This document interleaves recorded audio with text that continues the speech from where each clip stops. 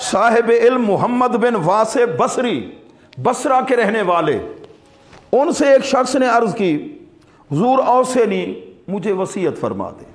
میں نے کہا نا آج موضوع ہے کہ اپنے بزرگوں سے نصیحت طلب کرنا، تو حضرت محمد بن واسع کو عرض کی حضور اوصینی، فرما اوسی کا ان تکونا مالکن فی الدنیا والآخرہ، میری وصیت ہے تو دنیا اور آخرت کا بادشاہ بن جا۔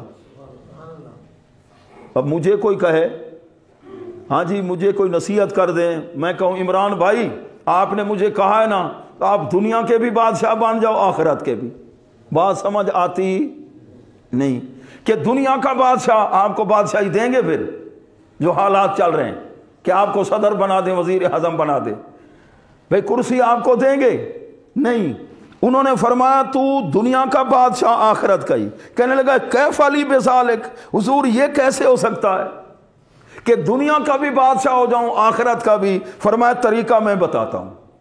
فرمایا کہ الزامی زہدہ فی الدنیا، فرمایا پھر اپنے دل کو ان چیزوں سے خالی کر لے، ان کی طلب سے اپنے آپ کو بچا لے، تو ادھر بھی بادشاہ ہے دنیا میں، آخرت میں بھی بادشاہ ہوگا۔